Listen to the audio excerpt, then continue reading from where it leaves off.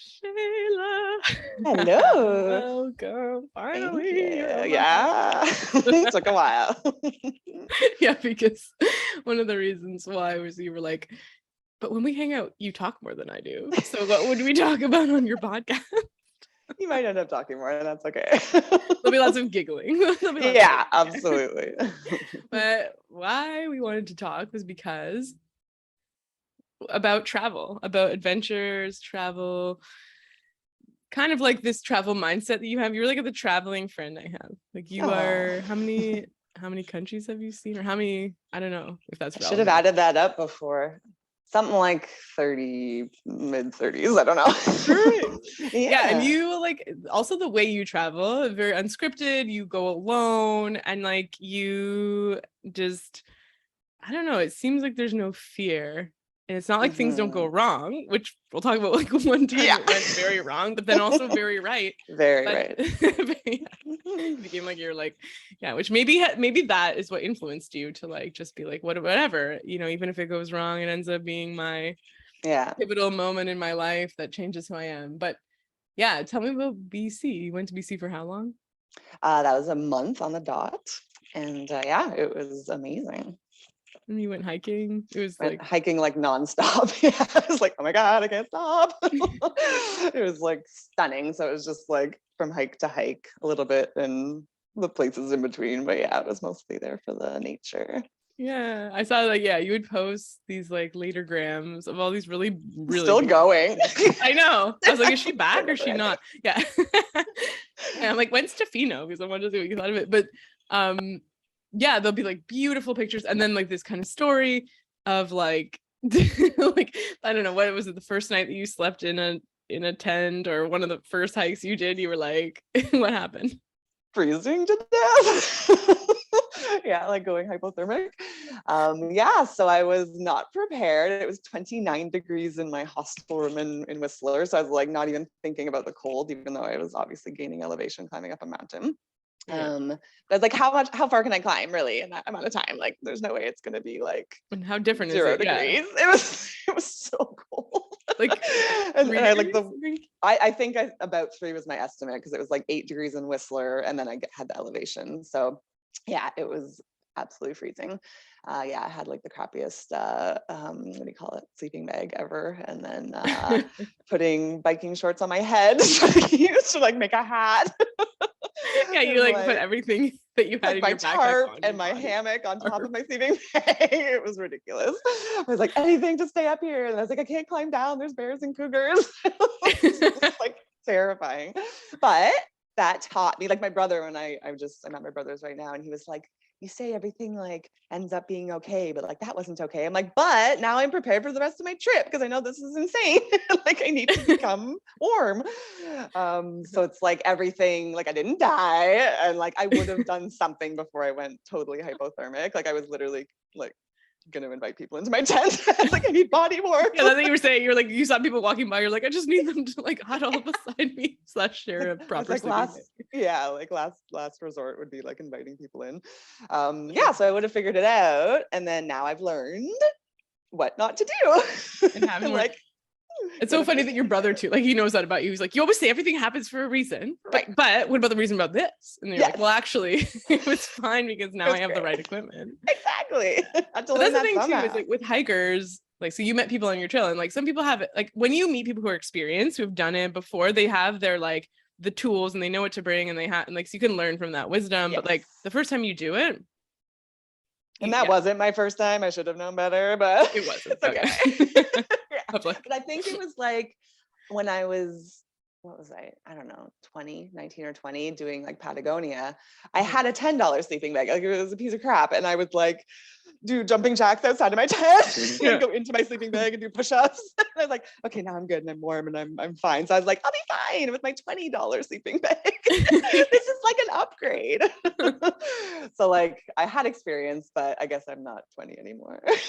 And then you have, I thought of you because I was car camping 2 weekends ago, and it was like, I don't know, 10 degrees. Like my nose was cold. So some temperature. That was like the weekend where there's a huge temperature drop, which is really like caused a lot of mood issues amongst everyone I knew. Oh, wow. Like it was like it's like a lot to drop 10 degrees Yeah. just all of a sudden for your body's chance to get used to it. But that weekend, yeah, I'm sleeping in my car the first night, and then my sleeping bag's warm. It's from the like 80s. It's really old, but it was warm. And I was like, I'm warm, but like I'm like, I was thinking of you. I'm like, imagine not being warm right now. Yeah. It's That's really what Shayla went unpleasant. through. Yeah. I had like an actual toque and a Right. puffer coat and more Right. layer options if I wanted them, Nice. and another sleeping bag. And Yeah. I'm like, wow, like Shayla, imagine having no options. Imagine being And being in a car. Oh no, you weren't in your car. You were like I was in my car. Yeah. Oh, you slept- were? Okay, yeah, yeah. That's better. I slept in my car, which is, yeah, you get elevation off the ground. But I'm still like, I'm like, wow, like, remember Shayla? I should have that like bracelet. Remember what Shayla went through. You What could would do Shayla this. do? Yeah, totally. What would Shayla do? Call someone to cuddle. Yeah. That's what it's like. Find a cuddle buddy. But then also this thing, like, and then this also showed up on your Facebook when you were in Morocco, but there's this like gift you have. I don't know if I was talking to another friend about it. I'm like, maybe it's like extroversion, but you like always make connections with people. Like, and it's like not just connections like, oh, this person's cool. There's this like bond you'll have. Maybe it's traveling, maybe it's your personality, but you'll like they're like there for you. Like they'll offer a ride, or they'll give you a place to stay, or like they want to do things for you. Yeah. And it's this like I don't want to say it's like an expectation you have, but there's this like you have this sort of, yeah. Yeah, but it's like something like there's this view of people as being like a resource, or being generous, or like being welcoming, that that you're like, I can turn, I'm never alone. Like I don't know if these are all like accurate. Oh, but absolutely. Yeah. Totally. Yeah, that's a big topic. It came up on my last trip too. Someone like, he didn't call me out on it, but he like noticed it and like was very, he understood it. And I was like, oh, interesting. Well, he was like, oh, let me remember. Something like you, no, I'm not gonna remember him. I'm gonna try to think of back to the past stuff. So it's like, I think this is actually like a lesson in my life. That's why it's like coming up. I was like very independent and sort of like independent woman. I don't need anybody. I can do this all on my own. So it's like, I think that's part of why I travel alone. It's like, yeah, it's like, I don't know. It's like proving to myself something, or I don't know what it is, but there is that aspect. And then in LA, or sorry, not in LA, in Tijuana, I got robbed and then like had to depend on people. And it was like, hey, Shayla, like, you need others and you must accept this help because you literally have no other option. So it was like this huge lesson for me. And then ironically, it's like coming back at me like over a decade later. I think they're like, you're forgetting. You need people. Yeah. And because it's like, yeah, I go into this like majorly independent state. And so I'm trying to like find that balance. Because so in Tijuana, you were traveling just in Mexico, and that was when? How old were you? So that was when I was like 19 or 20, something like that. Let's say 20. Is that the first time? That wasn't your first time traveling alone? No. And so, but you would like normally just go alone, figure it out yourself, like hang with people, but like go off. Like, yeah, what was the attitude at that time before the pivotal moment? Before that, I can't remember before the pivotal moment, but it was like I don't have a plan. It was just like, I have a general, this is generally what's going to happen, probably. And I can do it all on my own, I guess would be like the general thing. And like, I don't need help from anybody. Like I'll find my way. That might be like my like if I'm thinking about, and maybe most people who haven't had these experiences, is like, if I'm gonna go on a trip alone, I'm like thinking of it, planning for it, anticipating it as like every step of the way I'm alone.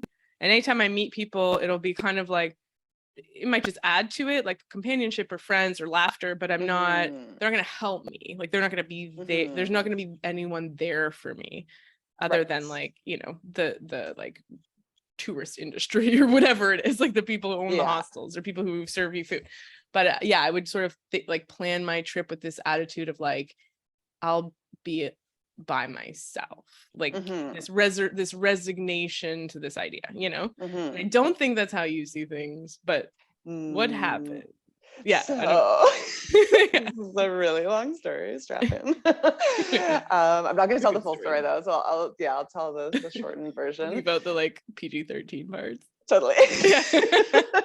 Or like, I'll keep the PG-13. I don't know. Yeah, keep the PG-13 and leave the whatever is The has rest. to get us an explicit rating. Yeah, Yeah, just totally. we'll make this a whatever the opposite is. Yeah. So I got really sick. So I was doing a year-long trip through Latin America. Started in California and then went to the bottom, like Patagonia.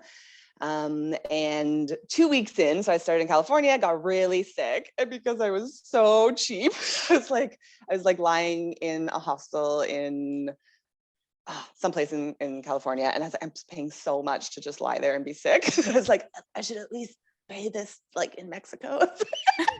It'll be cheaper to lie here and be sick, which is like the most ridiculous thing ever, but whatever. So I was like super, super sick. Like literally like every time I get up, I would faint. Like I was vomiting constantly. It was like really, really bad. What was it? Just a flu? I think it was just the flu. It was Okay. like really bad. Yeah. Mhm. And so then I was like, I just gotta get to Tijuana and then I'll go to the Copper Canyon. And and I was literally just popping into Tijuana, like just to cross the border and then getting right on a bus to leave. And because I was so sick, I got all my money exchanged, put it all in the same little purse with like my everything, like my passport, all my pieces of ID, my credit cards, my bank card, all the money I had, which is like the number one thing you do not do when you're traveling. You always split things up. And I was like, all in one spot, like the stupidest thing I possibly could have done. And then I crossed over the border. I am just like in a haze, like just like so sick. I get to the bus station to pay for the bus and I can't because everything is gone. And I was just like, oh no. Like your bag, your backpack? No, just the wallet little with pouch. everything. Okay. Everything was in Oh this my one gosh. stupid thing. And I got like pickpocketed on my way to the bus station. So I was like, okay. And then that's where the kindness of strangers begins. And it was like literally one thing after another for like weeks on end. I was just like accepting help from strangers and just being like so unbelievably touched at their like generosity and like just it was like the universe being like, we've got your back. Like when you're in need, we've got you. Because it was like, I was just like crying at the bus station. I had like lots of offers to drive me places. Okay, yeah. But then like no one actually did it. And then finally the Greyhound driver was like, I'll get, like, I actually go right to the border. I'll get you there. And I was like, oh my gosh, thank you. And then like he bought me tacos on the way, which is like so sweet. I think he gave me $5. I was like, oh my gosh, this is so sweet. So this is like the first person. Like, so people want to help you, they're offering, and then the first person's like, okay, you can get my Greyhound bus. Oh, I'll get you tacos and $5. It's like all these extra things. Yeah, just like slowly, like, yeah, like so sweet. And then I get to the border. So I was like, at that point, I had learned Spanish in school, but I was like really bad at it. Obviously, I hadn't really practiced in a Spanish country. So I was like, I just need to get out of this country because I won't be able to communicate with anybody. And this is like a thing you need to communicate about. So I get to the border and I have a photocopy of my ID and I'm like, please let me back in. Like, I just had everything stolen. There's no other way of me, getting back in. And she's like, yeah, no problem. I'm like, oh, okay. And she's like, do you want some fries? I was like, sure. So she like buys me food. I'm like, what?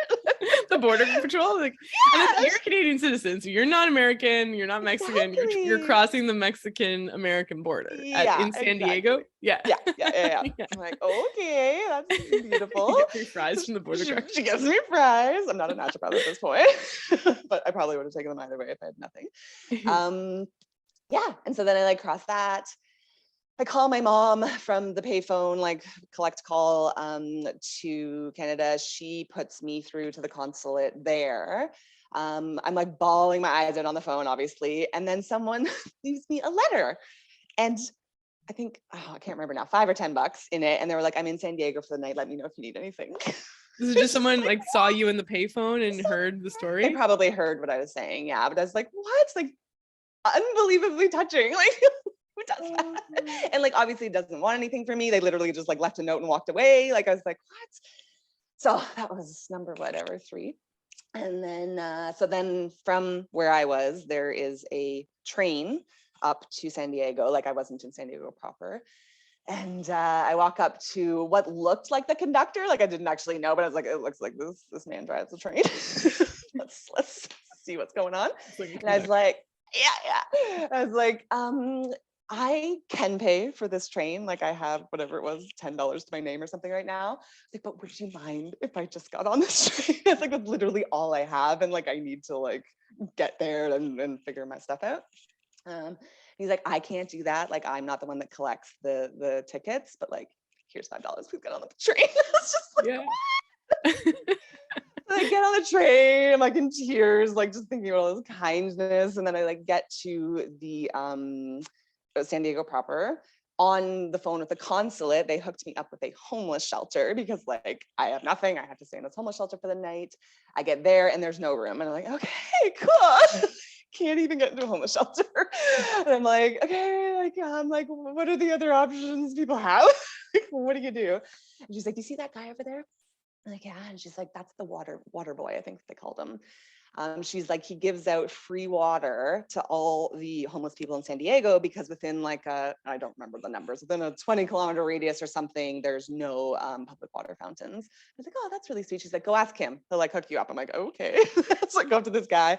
He's like, this big afro and like he's like white afro. He's like an old man, and he's like everyone's surrounding him. He's just like handing out the water. I was like, I love this man already. The famous water boy. Yeah. The water boy, yes. And then I was like talking with all the people there and like hearing their stories about like why they're in the shelter, and like you just grow so much compassion as well, like hearing how like people would end up there. Mm-hmm. And then he was like, so I like finally, when he was not so busy, I was like, so she told me to like ask you, but we're supposed to sleep tonight. He's like, oh yeah, just like give me a second. I was like, okay. And so I get in his car later. We're driving to a woman's shelter across the way. And yeah, and he's like telling me his story about like this water thing. And like, he's like, oh, I hope I don't cry. So yeah, it's gonna come out probably. So he like gives rolled gold pretzels, like Hershey's Kisses to like the people, and he's like, I only usually give like 1 or 2 to each person. Oh wow. This is the part that you always cry. Oh no, it's so sweet. And he was like, yeah, telling me about all that. And I was like, oh, you're the best. And then we get to the shelter. There wasn't room, and he found me room, which made me concerned, like who I kicked out of this woman's shelter. But I get in there. I'm like on a bunk bed. There's like babies crying, women snoring, like whatever. And I'm like unwrapping these roll goals because he ended up giving me like multiple of each, and it was just so sweet. I was like so grateful for like everything that had happened. Mm-hmm. So that was him. And that was my first night. He like found you space, but then so he gives out roll gold and Hershey's Kisses to special people, or what was no he'll like give out, like as he's giving out the water, he'll give out like one to each or something, but he gave me like multiple. It's just like, it's so beautiful. And then the fact that like just the whole thing was just so beautiful that it's like brings me to tears every time, and brought me to tears on my bunk bed. Yeah, so like you're finally on the bunk bed, you're there, you're like, it's just like chaos, like, but you've like heard all the stories, like know why people are there. Totally. You've kind of been in this situation for a few hours. Yeah, and some people have maybe like their whole lives have not had this stability. Exactly. And thinking, yeah, like I'm so grateful. Like, yeah, it's only been a day, and like, and I get multiple Hershey's Kisses, like, and just like count your blessings, like, like I'm so blessed to have these Hershey's Kisses right now. Yeah, so it's just like really touching. It was just like, yeah, like it's almost like, you know, like as you're telling me, I've heard this story a couple times, like it's so good, by the way, for people who like there's more, but but it's like almost like, so all these gifts were given, right? Like you're like, okay, I was in need and I'm asking for help, or like, right, like a humility, like people saw something in you, like someone that overheard you in the payphone was like, I want to help her. There's some sort of humility, desperation, something that they were like, I feel inclined to like reach out, and like people didn't want to just give you dead ends, like they wanted to help. But then you also received it with like so much gratitude. Like Right. it was like you tell this story, that moment in the bunk bed with the Hershey's Kisses was like the most grateful you'd felt until that point. Like you still cry, like you still brings you to, yeah. Totally. And I And feel maybe like that's it. Maybe it's the gratitude it's the aspect. Like they don't, gratitude. or like, because obviously they don't know the gratitude when I ask, but The like universe knows. maybe, or it's, what was I going to say? It's like impending gratitude. Right. What would that be? It's like I know receptivity. it's like I'm not taking it for granted. Maybe that's it. It's like I'm like, I'm asking you this, and like I know it's a big deal, and I know it's not nothing, and I don't know, something like that. And I'm not necessarily expecting anything. I'm just like putting it out there. Maybe it's that. I don't really know. I'm trying to figure it out. Something like that. There's no entitlement at all. There's no like sense. There's deservingness, because otherwise you wouldn't. Deservingness in the like humble way of like, I have worth as a human being, as we all do, but you recognize others' worth. Like thinking like someone had been kicked out of the women's shelter. It's like, I'm really uncomfortable. You know, that wasn't true. Like maybe they didn't get. I don't think they got. I hope not. Right? Like I think maybe they found you just another bed, or figured out how to move. Maybe someone's bag was on them. I don't know. Maybe. A baby, or like maybe they moved like a toddler into like the mom's bed or something. I don't know. Maybe. I hope so. But yeah, like I just, because it still brings you to tears, and it's this like gratitude tears. It's like I can't believe I just like got real awe and appreciation for like receiving this and like this openness to receive. So I'll just like quickly say, like when I worked with a psychotherapist, and she had me do gratitude journaling, and it's this book called The Magic. It's like related to The Secret, that book about manifestation, but The Secret is more like, think about being a millionaire and you'll attract it. But The Magic is like, write down 10 things every day you're grateful for, plus why you're grateful for them, and they always have to be different. And when I started doing this, I was like manifesting like crazy. Like it was weird. It would be random things. I was like a Shayla for a few months. Like I went to Booster Juice. It was like random stuff. I went to Booster Juice, and I was like ordering a juice, and the guy's like, "Hey, you want like a case of frozen pineapple?" I remember that. Like, yeah. And then my aunt's like, "Hey, you want a Fitbit?" And then, "Oh, like come to Calgary. Here's a free airline ticket." And just like crazy. Then all of a sudden patients started booking, and that was like a time when I was going to give up, my practice. And so it was just like this, but like what you're grateful for and why, always something different. So you have to really zoom in and also connect it to your values and like why. And you can't just be like, grateful for my dog or for my family. You have to be like, I'm grateful for like the fact that my dog looks at me this way, like I'm the only person, like whatever. It has to be super specific. And so there's something about that of like gratitude, the capacity for it, and like being able to receive, and this like it's like that's a big theme right now, is the reception as well. So that, I think you're onto something.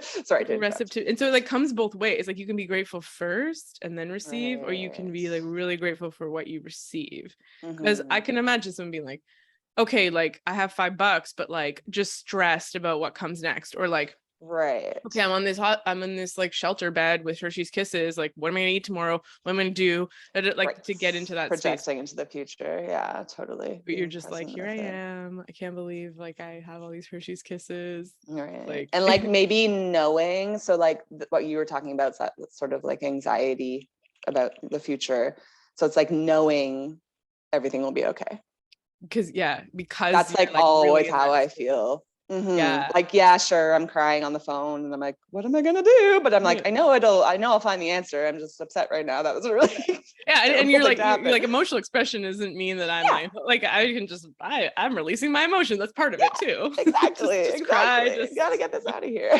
Get some tears. Because like when you talk about story, like I remember some stuff went down when like you went to Indonesia, which is like pretty well planned vacation, and like you were crying, and so I remember thinking like, but stuff does happen.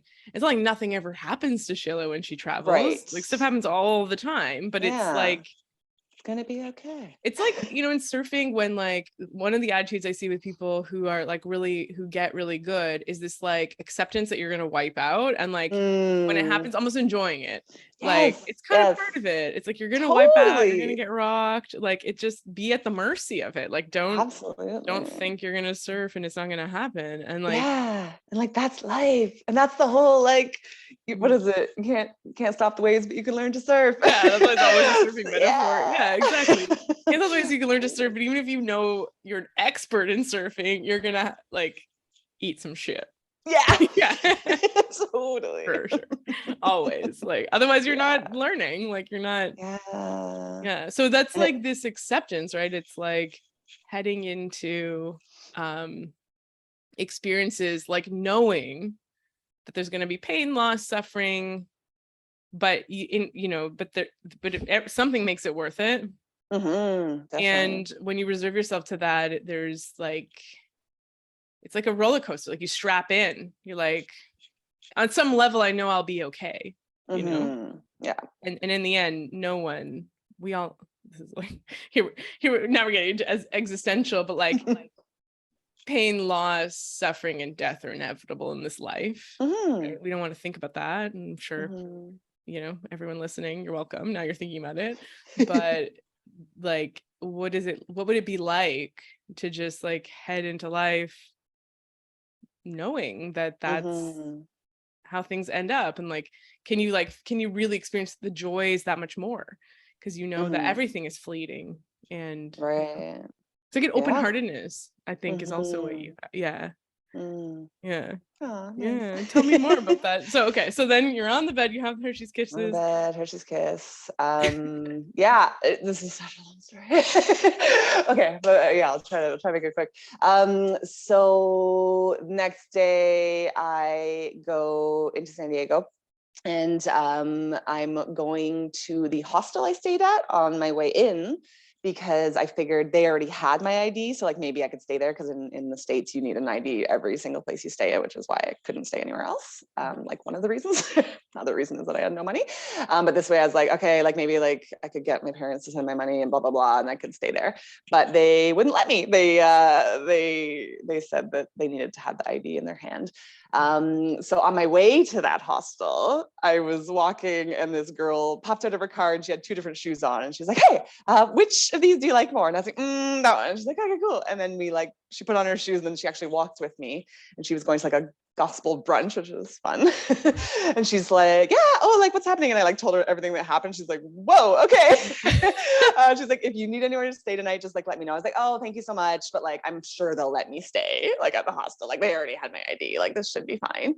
And they didn't. So I was like, hello. I call her up and I'm like, me again. And she's like, oh yeah, no problem. Like once the gospel brunch is done, like I'll pick you up and we'll like go to my house. She like lived on the beach. Like it was like beautiful. It was her birthday. It was like this big party. I was like, oh my goodness. I met like all her friends. They're like, how do you know her? I'm like, I met her like 2 hours ago. You needed help with her outfit. It was so random. I'm like, this is amazing. So I think I stayed there like a couple days. And then this is where it gets like really foggy, but it's like somehow I made my way up to LA because I needed to get there to get my passport back. There were definitely rides from strangers. I remember there was a Ritter Sport chocolate bar involved. It's like, this lady got really angry at me for buying her one because she like mentioned it was her favorite, and then we'd made this stop and they happened to have it. So I bought her it as a thank you. And she's like, you don't have the money for this. It's okay. I want to thank you. And then so I finally got to LA on like the last bit of it was a bus. And this is just a funny part. This has nothing to do with kindness of strangers, but so I ended up in a apparently extremely sketchy neighborhood. And I was just like walking all the way to the consulate, which was very far. And 2 bike cops stopped me and they're like, what are you doing here? And I was like, I'm walking to the consulate. They're like, you should not be here. Just like, well, I am. So like everything that's could be stolen is stolen though. Exactly. all my all my valuables are gone. So yeah, I just kept walking, got to the consulate. Maybe it was the kindness of strangers that you were like like high on the kindness. Yeah. And also just like, it's fine. Like people like really freak out about sketchy, quote unquote, sketchy places, and they're fine a lot of the time. So, and maybe that comes from a place of privilege, but like, it's like, often it's okay. Like, everyone's terrified of Colombia, and it's like, that was like the best place ever. Like, in Colombia, like it's funny because people there's layers, like it's different. Yes. Like there's always this threat. You always know someone that something's happened to in like every neighborhood at any time of day. And then certain ones are worse than others. And yet people will, like, what are you doing? Take the risk. Yeah. So they'll be like, never get into a cab that you don't call, but then people will do it. And then you're like, well, aren't we supposed to not do it? So there's like so much flexibility with the rules. And then there's also like people in Colombia have always told me this. They're like, there's an attitude with which you walk the streets that, if you walk with your head held high, and again, this isn't like blaming the victim or anything like that, but there's definitely, when you live in a place, or like if you've grown up in a place where there is this like constant threat of crime, there's like there's like attitudes and behaviors and ways that you like adapt to it, I guess, mentally and emotionally, So someone will be like, it's a dangerous neighborhood, and you're like, but it's just people. I guess, that's more what I'm trying to say, because it does sound very privileged to say that, like, it's never dangerous anywhere, but it's like, they are still just humans that are the same as you and I. They're just, So like this real quick story, like in Colombia, so like the Candelaria downtown Bogota is like known, like most people from Bogota will be like, never go downtown ever, but like don't go at night. Now it's like, I don't know what it's like. I'm sure it's like way more touristy with cafes and hipster coffee shops and everything, yoga studios. But at least in 2008, 2010 to 2010, it was like, it could be sketchy, and it has just had a reputation for it. And I just like got involved with these people who were volunteering. It wasn't even an organization. They were just like a group of people that like meet. It was more like it was related to couch surfing, actually. It was like an offshoot of couch surfing. And they would bring agua panela and like little sandwiches and clothes if you had any to donate, just to different like street involved people and families in the area. So like we'd go, I don't know if it was once a week to do this, and like you would talk to people and have conversations, like get to know them. And then the next day, I think I was walking to get like a check from this place I was working at. And I would always be scared about this because it'd be like my whole money for the month in my hands. And I'm like, if, like I need to get back home. And I saw one of the men that we gave agua panela and bread to, and he was like, hey, and he like walked with me a bit, and I was like, oh, I know these people now. Right. Like now we're a community. Exactly. And like I felt so safe. It was such a different shift. I was like, wow, like that's the answer. Like if you're just they're not the other. Like we're friends now. We're on the same, we're equals. Like he doesn't see me as someone he can like rob. I don't see him as like a threat just because he's involved. Like it totally shifted everything. So it was like just knowing people, And I think there's just so much fear, and that like stops, it like makes people judge people, and it like stops people from opening up to the other. Like somebody looks the way you think someone who would rob you would look, and then you react a certain way, and they feel that, and it just creates this unspoken animosity, fear. And but I was like he made me like a wire thing of my name, and he was like, here you go. Lovely. And you're just like, I know this guy. And then he like introduced me a friend like that he had. I'm like, so now people know me. I walk these streets, like I look like a Canadian who's working as an English teacher in Colombia, a foreigner, right? And yet now I'm like one of them. Right. In a certain way, obviously. Not, Not but I'm like, now I'm like, I'm part of it. I'm part of the community. Like we're, we know each other. Totally. So, but anyway, so these policemen saw you. Right. Yeah. So that was just like a funny aside. Kind of kindness of strangers that they were like, yeah, that's true. They're concerned at least or something. Yeah. Like I haven't changed. Came from a good place. Days, but other than that, I don't know if you should be here. Yeah. So then at the consulate, I was questioning whether I should continue, like 2 weeks into a year-long trip. Like, oh my gosh, should I go to Asia? I never got robbed in Asia. And ironically, the rest of this trip, I got robbed 4 more times, but whatever. It's okay. So yeah, I had a lot of questioning. My dad was like, not helpful. It's like, you'll know what to do. I'm like, no, I don't. But no, I did. I just needed some time. I know, right? I love him for it. Obviously my mom was like, come back now. It's like, not listening to you. I love you, but no. You'll know what to do. Yeah. And so eventually I was like, no, I want to continue. That this is teaching me, like, I was like even more trusting than I am now. And I needed to not do that. Like, I needed to have a little bit more of my backup. Just a little bit, just enough to like stay a little more safe, but still get robbed 4 times. At least not have all your stuff in one pouch. Exactly. Be a little smarter about things. So I ended up getting my passport there, and then it like continues. And then they hooked me up with like another, a hostel. It was definitely a money laundering scheme in Inglewood, because they're like the only place that would take me without ID. There was like bars on all the windows. It's like really. But yeah, so I stayed there. That was lots of fun. I ended up getting like a free ride to Las Vegas, and then that's a whole other story. Not gonna go there. But that's like a crazy story where you literally you were like in a high roller at the Venetian. Yeah. And they like bought an outfit for you because they were like, oh, you need something to go out tonight with all of us. It was just a crazy story. Like, it's just like, you end up like, like nothing, like everything, your clothes were gone too. Like, you had no clothes. Oh no, my clothes. I had my clothes, but like I was like, I can't go out in this. I'm dressed like a dirty hippie. Yeah. Okay. But like you end up like, you're like on this beachfront San Diego like mansion for 2 days at a birthday party. And it's just like it's just like random occurrences. Like, I love it. So these connections with people.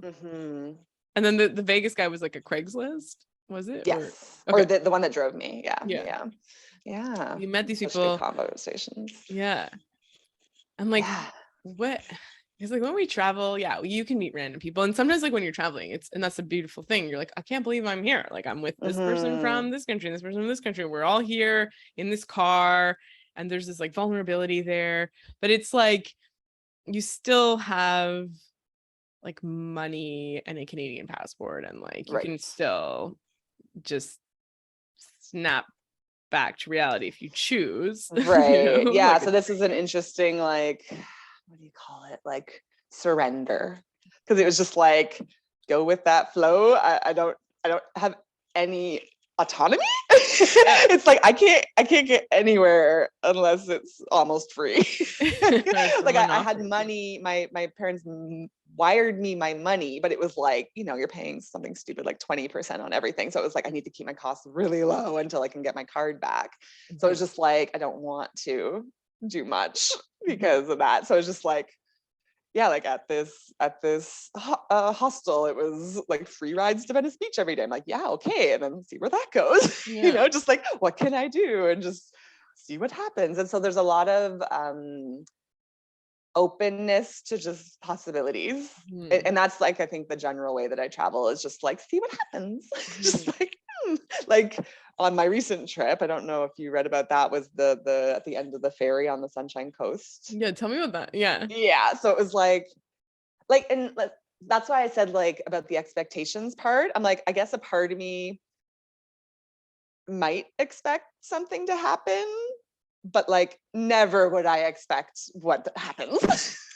I'll explain that maybe a bit later. But it's like, I'm on this ferry. My plan is to like take a bus to Powell River. And then like, I'll figure out how to get on the trail. I'll figure out where to leave my stuff. I guess maybe that's the mindset. I'll figure it out like once I get there. I'll figure out yeah, all this stuff.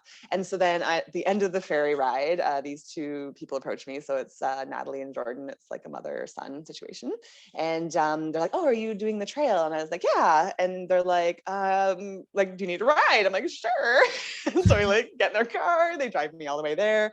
On the way there, she's like a scout leader. So she's like the most perfect person I could meet right before this like 5-day like trek. And then he is like a wild like mountain man. So he's like telling me all his stories. It was amazing.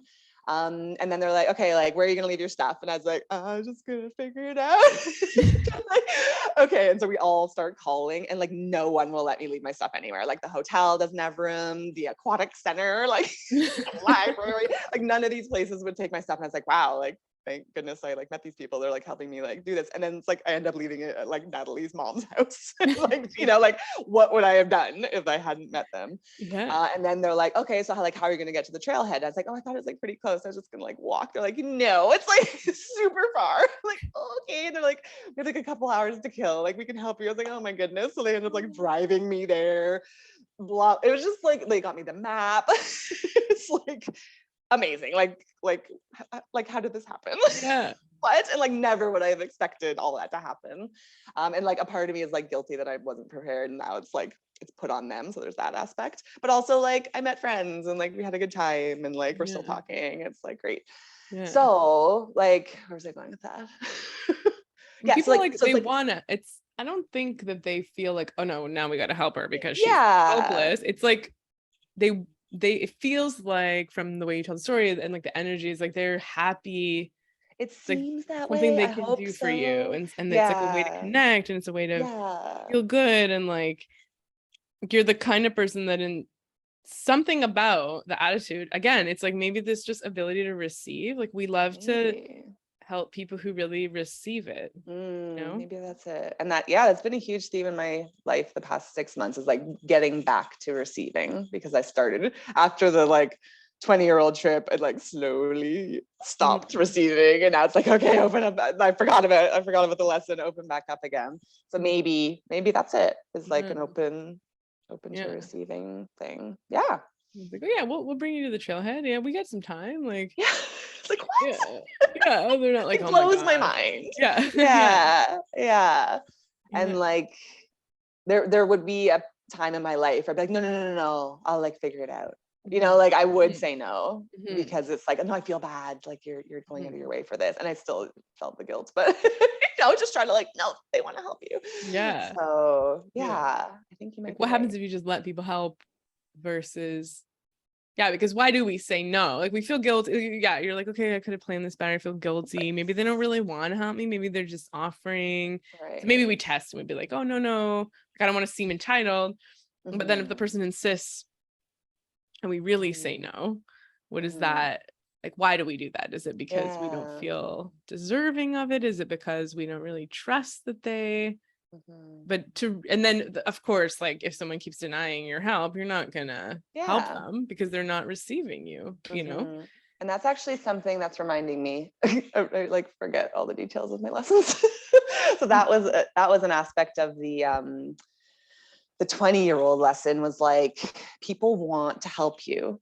So like, just let them, like, and they'll actually feel good. Then you'll feel good. Everyone feels good. So just like, let it happen. And like, I remember now that you're saying all this, like I tell that to patients too. I'm like, people want to help you. Like the single mom with like the 3 children, it's like, people want to help you. Like you are like dying of like putting yourself out with work and all the children duties and all that. It's like, just let people help you, and like they want to do that. And so that was actually a really big lesson for me. Yeah. And you don't have to do it alone, sort of thing. There's community. Yeah, you're not alone. Because you're like, what would I have done if I hadn't met them? Like, or like if no one, like it's like, it's like I'd have to carry all 50 pounds on my back for 5 days. That would be no fun. It's not like you meet people with the intention of like, oh, here's someone that's like they came up to me and like I didn't even think about it. And then just kind of like, it's like the shoes. What shoe do you like? And then you just stay there and you're like present and you joke and you talk, and then, oh, by the way, what's your deal? Well, I'm kind of homeless right now. Oh, it's not like, it doesn't start off that way. You're not like, oh, someone's talking to me, okay, I'm going to, because I can see myself having that, like like my car battery wouldn't start. It was a disaster. I was like in the middle of my like parking garage, and my neighbors, these were my neighbors, came and they helped me, but I like had a little bit of this like, somebody has to help me because you know. And there are moments like that too. Yeah. But just like something kind of flows from it, and you're like, wow, okay, it like all worked out. It's also this like, I think a lot about loneliness, you know, as a single person, and you're single too. There's this fear, like this is this thing that comes up, like loneliness is like this very like existential reality, right? Like we have connections with human beings, but like we are alone. Like unless you're a twin, you're born alone. Well, you're there with your mom, or your birthing mother. But then, and we like we are kind of we're at one, we're all connected. There's one level, but then there's another where we are really alone. And like loneliness is this epidemic that people feel like we don't have enough community. We don't have enough like true connection. I was telling you this before we started recording, where I was like reflecting on how like it's hard for me to detach from people on the one hand, to like when in a breakup to just, you know, okay, cut my losses and kind of never speak again. I really can't do that kind of thing. But at the same time, when I look back, I'm like, oh, there's so many close friends I've had that I maybe don't talk to anymore, or that move and or like pass away, and like all these losses, and how like like all these people I've loved throughout my life, I no longer talk to. And I was feeling really sad about that. It was like hitting me, this reality. But then the next sort of series of thoughts, or that thought led to this idea of, but that is in some way beautiful because everything is temporary then. Right. And then I told you, I'm like, there's like sort of 4 scenarios. One is that like somebody just stops talking to me because they, whatever, like our paths are no longer merging. 2 is that they move away and then we kind of lose touch, or like we don't have the same relationship because of geography. 3 is that they talk to me until they die. And 4 is that they talk to me until I die. But no matter what, we all stop talking to each other at some point on some level in this incarnation. And so if you think about that, it's kind of like we talked about too. It's like just strapping into the roller coaster. It's like there's going to be pain, there's going to be loss, there's going to be grief. So does that, just holding that as a reality, open your heart to like really not, like if you know you're going to wipe out, right? You know, does that help you really feel the thrill of the ride when it's like really be in the present, like open your heart to like a new connection and new people, and not worry about like, well, I'm going to meet this person, but I'm just going to move, or I'm going to meet this person, but like I'll never talk to them again. Or like, what if it's just like, yeah, but that's how it is. Like we all eventually, our paths merge, you know, for a while, and then they diverge. And and so lessons, there's so many people that don't look at it like, and then you gain from it, it nourishes your life, and then you move up, and it's that's what like life all is. enhancing. Exactly. Like, do you ever and look like at the life expectations, and you're like, I'm just gonna poop this, so who cares? Like I'm like, no, you eat the cake, you want it. Great metaphor. You enjoy you enjoy the experience. It comes, it goes through you, it changes you for better or worse, depending on what you eat. And then eventually you poop out what you don't need. But but that's how it all happens. Totally. Ebb and flow of life. Sorry, and that expectations, like I think that's a huge, I don't know, because I've only lived in my life, obviously, so, or maybe previous lives, but anyway, it's like having no expectations is like, I think, at least for me, extremely important. Like I'm literally just like, what comes next is supposed to come next, and just like take in people, and then when needed, let them go, and ebb and flow of life. How do we, that's hard to not have expectations. It's like, I mean, there's that saying, right? Like happiness is reality minus expectations. Right. So like acceptance of just like reality, and then that surrender to like whatever happens is like so fun. Like helped me is, what has helped me? Maybe recognizing when I have expectations, like recognizing them as expectations, because sometimes it doesn't even occur as that. It just occurs as like, this is what's supposed to happen. The next step in front of me, there's supposed to be a floor there. Right. And so when there fair. isn't, it's like, what the hell? Like something went wrong. And It's really yourself. hard. Yeah, it's really like, I mean, you don't really want to live your life as if everything's uncertain and Totally. chaotic. Yeah. Like, yeah, it's nice to just kind of accept that Have there's floors ground beneath your feet. And then, but so to recognize, oh yeah, I really thought there'd be a step there. And then, whoa, there we went. I went. That just kind of help. Okay. Pivot. You just Yeah. gotta pivot. Like what's recognize. coming to my mind. So yeah, on the one hand, if like we don't have expectations, then we live in this fear of it's like you need like the baseline, and then being very aware when you're assuming expectations that are beyond that. And like sometimes you can do a little bit of them, but yeah.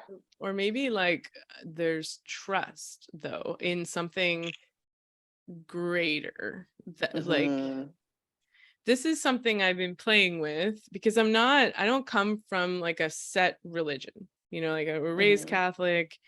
I've been to like Jesus camp for years. I went to Jesus camp, but this idea of God, that I don't have like a concrete kind of set relationship with this idea of this entity. So God, I'm okay with that word, I think personally.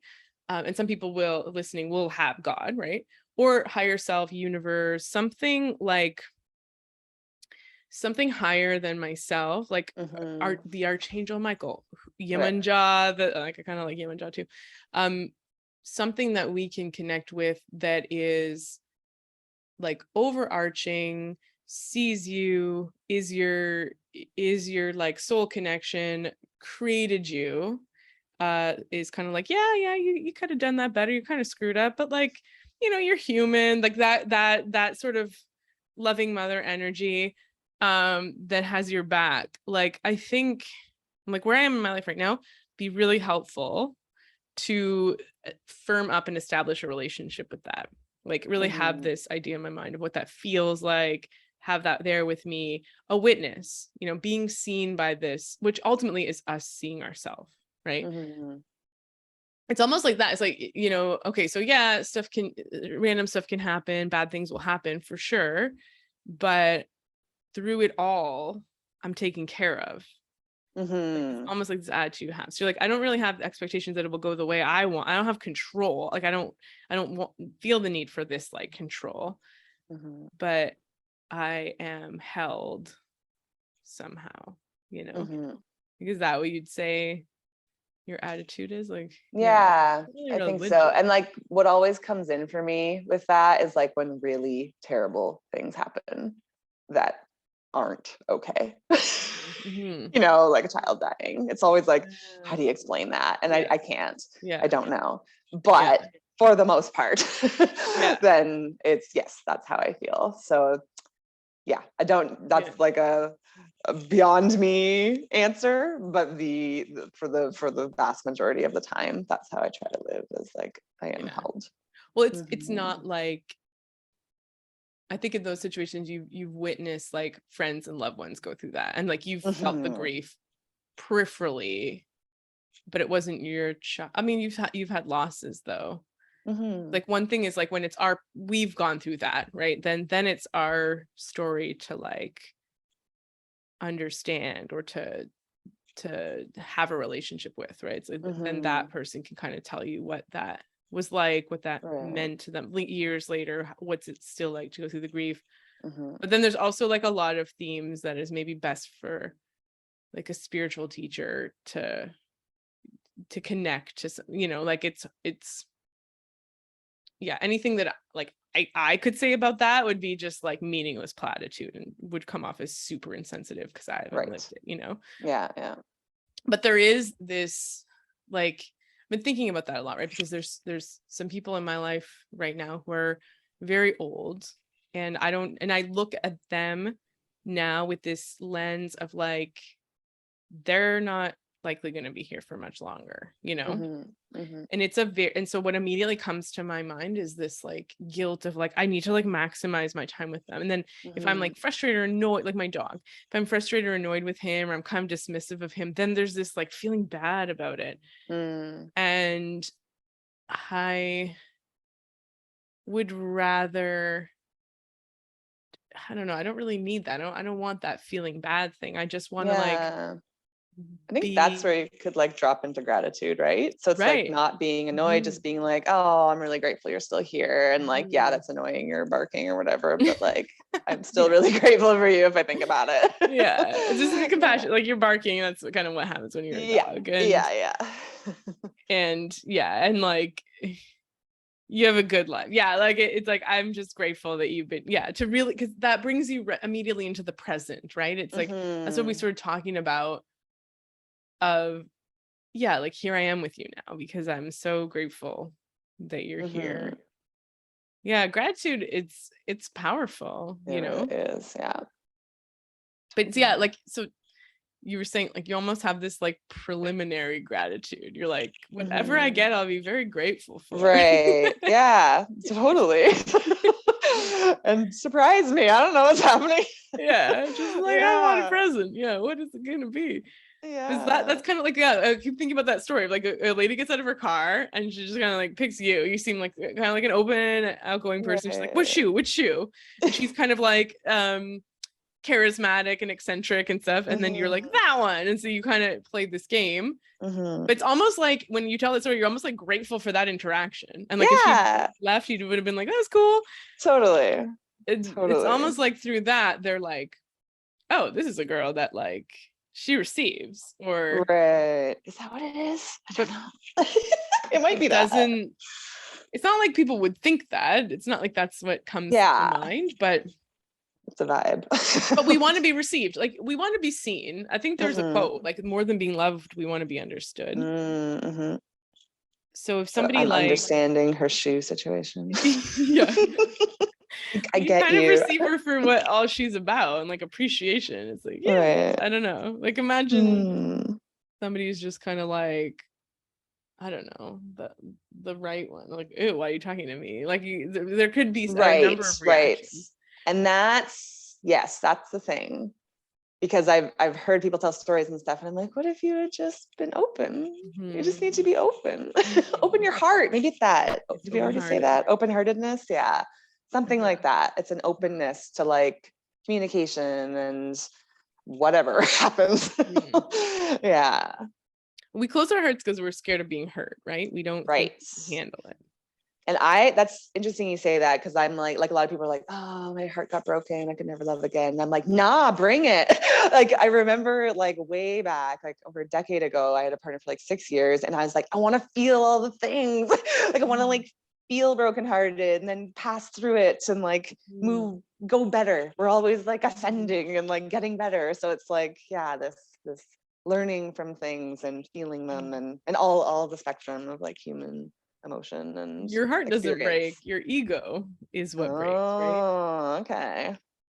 You can't break your heart, but you can break down the ego, which comes with it expectation. And again, like ego, I think like when we talk about it usually has this like negative connotation, but really our like identity, our persona, me, like my meat suit, Talia, all that's ego. And so there's a lot of us need to strengthen our ego and have some boundaries and like self-worth.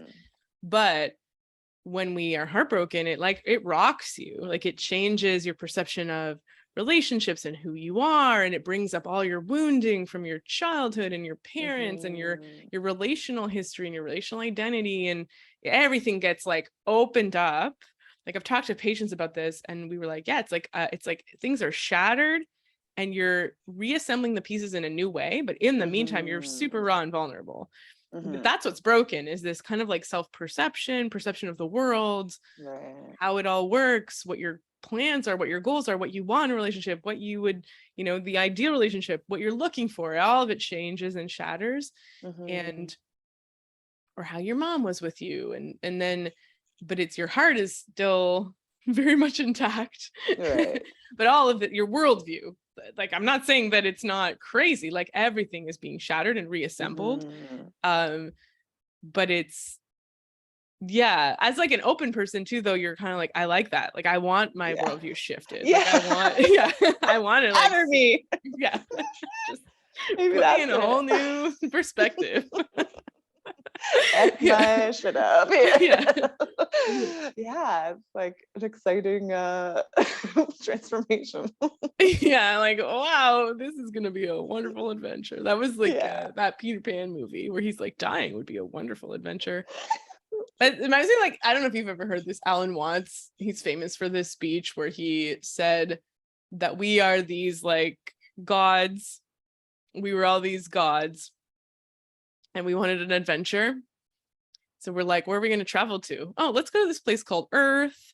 And we're going to play this game where we forget that we're gods. And then we go through, it's like you're playing a game of like Settlers of Catan, but you forget that you're in the game. So you take it seriously and you experience all the emotions, all the highs, all the lows, all the pain, all the suffering. And really it's all a game.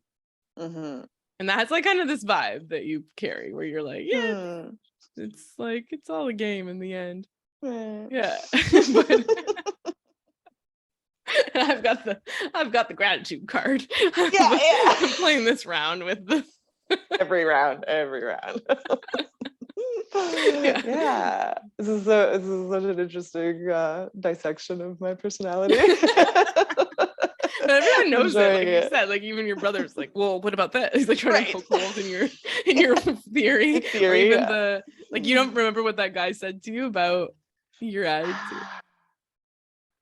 What was the gist of it? It was, you know what? It's like really revealing. It was something like, people want to do things for you or something like that. So it's kind of like what we were talking about anyway, I guess. But it's like he called me on it and I was like, oh, I feel so exposed. Like I didn't know it. And I was like, oh my gosh, like, am I taking advantage of it? He's like, no, like it works because you don't know that you're doing it. I was like, but now I know. He's like, I shouldn't have said anything. You don't know that you're doing it. So like, forget that it ever happened, but now I'm trying to remember. But this is the whole, like, this kind of like the point of this podcast is like, is there a methodology? Well, I don't know. It's okay. So there's this idea of like expansion. It's like when when you see somebody has something, you can have it too. You know, like it inspires your subconscious to think like, oh, the way that I see things isn't necessarily the way that things are. And so there's a certain attitude that, and it's hard. Yeah, like I'm way more like, I have more of like a control, like a more neurotic vibe in my personality. And I'm more introverted, I think. Like I'm what? Really? I think so. I think it, yeah. Okay. I was talking to my friend about making friends, and we're like in the middle. We're like, but skew introverted. Yeah. And which is hard because it, like, there's a bit of reservation to like really like pursue people to like, which some people need to create friendships, especially as adults, right? Like there's also like a tinge of neuroticism. I wouldn't say a crazy amount, but like on the scale of neuroticism, I'm more towards the neurotic side. And so there is this kind of like, well, something bad could happen, or this like worry or this tension that gets carried, wanting things to work out, wanting some control, wanting it to, and I think most people are in, in this way. And then we become a very material society, maybe because of this, but it's like, because I can like accumulate my resources, my physical resources, and I can feel safe. So like you have this experience, like all your physical resources are gone. And it's only humans, it's only people, which is super vulnerable. Right? Like I don't really have anything. So if I have $5, it's because someone just gives it to me. If I, it's not this like work hard and you can make money. It's like someone has to like just decide to give me money. And but this it's interesting, like, the guy that was like people just want to do things for you, but I wonder if it is that receptivity that he's you know? Yeah. And I guess openness and receptivity would be the exact same thing, right? Yeah. So that makes sense. Yeah. Yeah. Something like that. Yeah, just don't. And like that reminds me of the quote, like, how do you open? You just don't close. So like don't be closed down. Just stay open and like open to whatever happens. And there's another like aspect of it. Yeah. But you also like you cry, like you become upset. This is also probably key too. It's like there's no Really? like maybe because you release because part of why we close is because we have a lot stored in our heart, you know, a lot of grief. A lot of us we don't. There's a book called where is it? The Smell of Rain on Dust. Oh, It's so good. Oh my gosh, you should read it. It's small. Sounds beautiful. Yeah, it's amazing. It's by you grab it. It's by Martin Prechtel. And it's like small. And he's had, I know you don't read books, but you should read this one. But I'll try. It's Grief and Praise. And so he talks about like how like in this indigenous culture, they love their first heartbreak because they're like, you need to see yourself as you need that illusion shattered that this person is going to be like the god for you. Like, so there's like certain things that we need to go through to almost incarnate, like to like rites of passage. But he also like he talks about these like practices that different cultures have for shedding grief, like intergenerational grief, personal grief. Like we go through all these losses and we don't have a way to like shed that. Like we carry it. And every time I take mushrooms, I cry. Like there's very heart opening medicines, like cacao, psilocybin mushrooms is like that. Like rose, hawthorn, like there's a lot of these medicines. Some are like more subtle than others, but they kind of open up the heart. And so what you often find in there is a lot of grief because it's been accumulating. And then you cry and you shed some of that. Maybe you cry for like 6 hours, maybe you cry for 30 minutes, and then you feel all this in this heart opening. But it usually, crying and heart opening goes hand in hand, you know? Yeah, interesting. And so to really just be like in despair and just like cry it out could, when it's fresh and like when it's happening, it's like a wave coming through you. Yeah. Yeah, totally feel it. Let it pass. Yeah. Just to be like triggered and just let it happen. Yeah. Totally needed to happen. Yeah. So cool. You're now, do you want to talk about how you're moving? Sure. Yeah, so BC was absolutely stunning. I could not stop hiking. Want that more in my life. I want the like insane nature around me all the time. And I love, like, this is coming from someone that camped every weekend in Ontario, like all summer. And I'm just like, oh my gosh, this is next level. So I will be moving sometime soon. And that's really sad for a lot of reasons, but oh no, I'm gonna cry again. Just gotta let it pass through, guys. Let it pass through. You have to, otherwise you'll be accumulating. Yeah, it's gonna stick on to me forever. Yeah, but excited for the next, after that passes through, the next chapter. So yeah, it's pretty. You just go like you're in the flow. You're in the Gulf Stream. You're just totally. Yeah, I'm like, oh whoa, yeah. But that was the thing too. Like this summer, I saw you going on all these solo camping trips, like backcountry stuff. Just like, I mean, you were like, you want to come camping with me? And I was like, I can't. I'm connected to Wi-Fi. I have to have it for various reasons. And that's fair. Yeah, but then you're just like, hey, I'm going by myself. Yeah, totally. And on that note, something I wanted to say about solo traveling is like, actually a couple things. It's all coming in. Because a lot of people are so scared of it. Like everyone's like, how do you do this? What? And like, I know you do it too.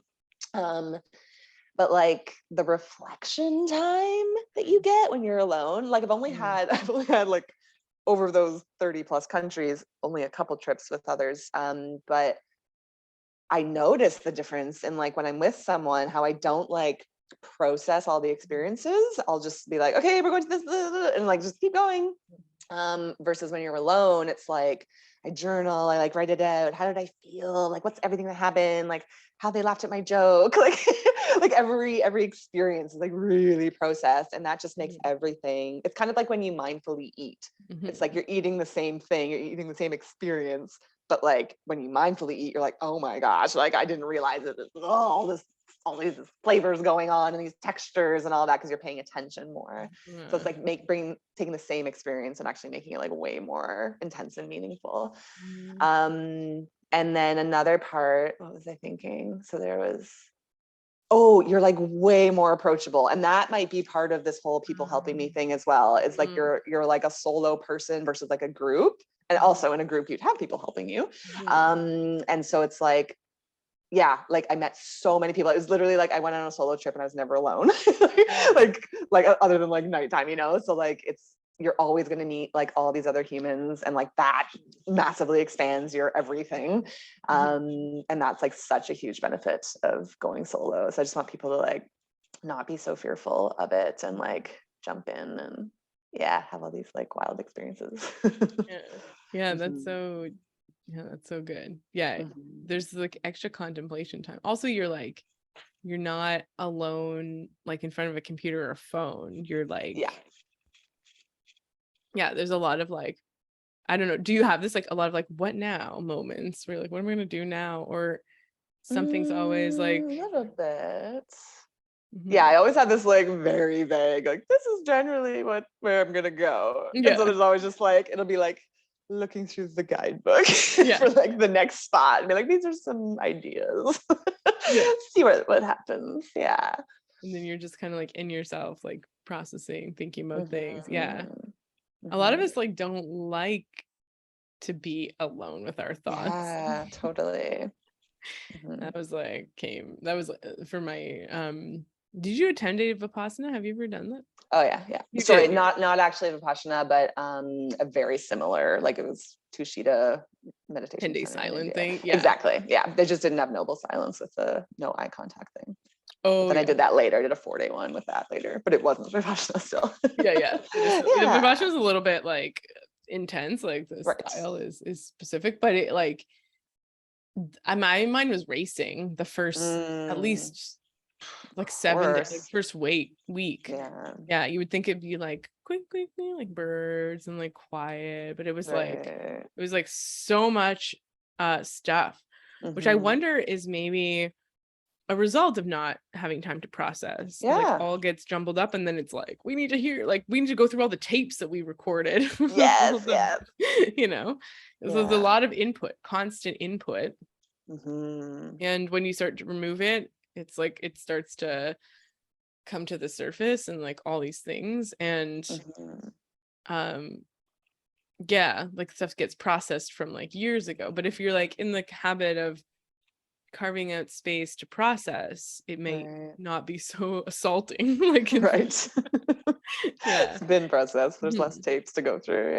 Because a lot of like travel experiences, right? It's like all new, there's so much to take in, so you have a day where you like aren't talking to anyone, to just be there, like like you have a lot of pictures of you just like you're like sitting looking at the landscape, and you're just like I'm just gonna linger here and take it in, absorb. Receive it. Yes. Oh, nice callback. Totally. And like I don't know if this is helpful to add, but there is this theme. You know how like when you're buying a car, that's the only model that you see on the roads. It's sort of like that with like concepts. So I'm like this whole like feminine masculine polarity, which doesn't have to be like male female. It's like the like yin yang, like our feminine masculine polarity. And the feminine is like, we live a very masculine culture, very like do, perform, like muscle through, like strong, go, active. And then, and I love muscles and all that, but we also have the feminine, which is more like leaning back, receiving, like the ocean and its ebbs and flows versus the ocean floor that kind of contains it and keeps it. And to really go into receptive mode, it allows the masculine, whatever that is, to like hold you. So like we're kind of talking about is this like very like feminine receptivity of like it will help, like it'll make you feel good to help me, so here I am. Right I'm doing this for you. This is for you. Don't know it yet, but you're gonna drive me to the trailhead and it's gonna make you feel good. Oh, it sounds so bad. No, because we like what we're here for is for connection. So it's like a true connection when there's something at stake, or like when you can really help. Like we love to give gifts to people, right? Like you know, but it's like a material gift, or like to really give someone something they need. And then they're really grateful for it, and you feel so good. Like, exactly. Then you feel, as a person, you feel really like happy to do that. Totally. Yeah, that whole masculine feminine thing has been massive for me past like 6 months. That's what you've been like feeling into too. Totally. I remember like we were probably talking about this at our like goddess meetup. Totally. Our meat goddess. Exactly. Have you felt like you're stepping more into the feminine? Definitely. And even with the like stillness, like on that trip, yes, I was walking constantly, hiking quite intensely, but just like the stillness of nature, and like that being the backdrop, like stepping out of the city, I felt it right when I got back. I was like, oh no, here it is. Like it was like I went to a different place in that nature, and then obviously went across country, but it was like a totally different feeling, and like dropping to that stillness, like releasing the hustle, like just being still, even when I was not still. Still the mind, and it was really different. So I want that more in my life too. Really, go back to the less pressure, more pace. Not everywhere has this hustle pace, and you could create it here too. I'm just in love with those mountains and landscapes, and I just need to try it on for size. Totally. I'll visit you. Good. You should. Everybody should. Come visit. I'll show you around. I'll pay back all these pay forward all the kindnesses. To the trailheads you need. Totally. Oh my gosh, I heard she's good. I had access to a car at the very end of my trip, and I didn't have any access for a month, and it was absolutely awful. But anyway, I was like, literally, I drove past this guy, and he was just like walking, and I was like, rolled down my window. Do you need a ride? He's like, no. I'm like, okay. Like, does anyone need a ride? Please, somebody. You should just ask people what shoe you should wear. What shoe? This one or this one? And they're like, I'm homeless. Okay, hop in. Please get it. Totally. I was like eager to pay it forward. That's also an interest, like a good point too. It's like you don't know who the person helping you is. Like they could be someone who's just like desperate to help someone to pay back what they think they owe the karmic gods. And that's what the story we didn't tell about Las Vegas, like the guy, I was like, if you're expecting anything from me, like you're not gonna get it. And he was like, no, like I've been paid kindnesses by strangers and I want to pay it forward. And I'm like, all right then. We've got our intentions clear. And like, okay, I will accept that, thank you very much. The Vegas story is crazy because like someone could book a trip to Vegas and not have anything close to, because you were like, I might as well go to Vegas, I'm here for a while, and then it was like just like the high roller experience. Like, accidental high roller before. And it was all random, and it was all just like and that's interesting because it's like we can get our backs up, be like, why does this person want to help me? What's and then it's like, well, maybe they just like they're really grateful and recognize where they received when they want to be in the giver role. And that I was actually just talking to a friend about that mentality of having your back up. Like she was like, I had to, like I lived at Jane and Finch and Rexdale, and it's like understandable. So it's like where you come from definitely impacts that. And I totally get that. And that's where the privilege comes in. I grew up on a farm. Like I was like not scared of anyone around me, and I didn't have to have my backup. And so like definitely aspect of that, but something you can try to be conscious of, and just like bring back down your guard a little bit and open up a little bit. Yeah, because just past experience doesn't necessarily dictate future, right? It's just our attitude we bring. It's really hard though if your starting place is that people have been dangerous and they haven't been helpful.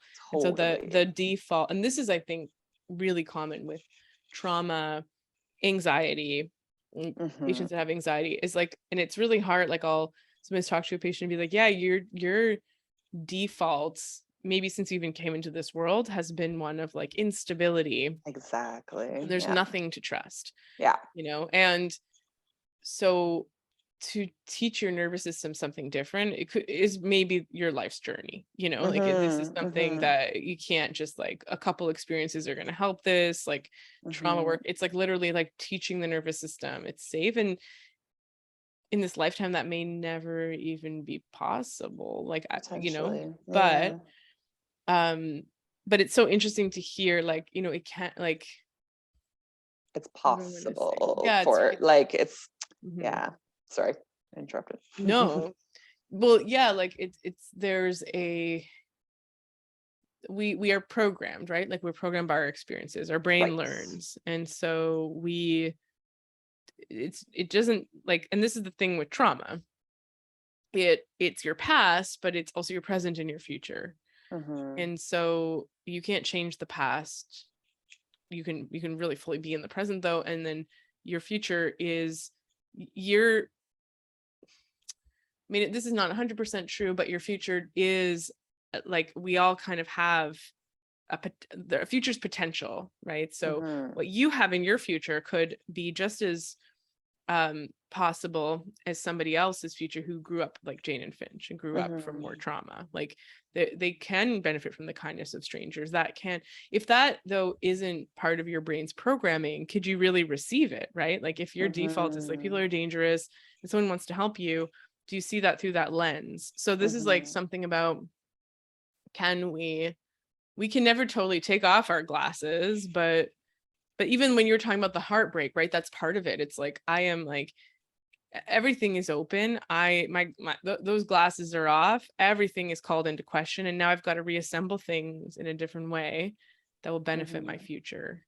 I don't know if this is all making sense, but it's like this, this, like how we like shift our perspective, because our past can write our future if we aren't, you know, aware of its influence.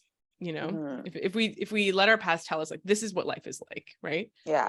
So like that awareness of like how your past is impacting you, and being like, okay, like it doesn't have to be this way. Like my neural pathways have formed when I was, you know, 10, but like I can actually change them with awareness of these assumptions I'm making, that like all people are bad, and like to a degree, like I needed that. Like that's why I think I got robbed in Tijuana. I needed to be less trusting, right? So it's like everyone needs the different lessons. They just had it maybe way too strong, and now they don't trust anybody. So it's like just awareness of it, and then they can try at least to change the trajectory with some mindfulness work. And I mean, it's an interesting point, right? Because it all started because somebody was mean to you. You know, totally. It all started with the badness of strangers. But then again, you don't know the situation, like the person that said that stuff, and maybe I kept saying like, they threw your passport somewhere and you could have found it in a ditch. Just they took your money. But we don't know. And then all this kindness came in kind of immediately after, which is this very, I mean, almost, 4 hours, let's say.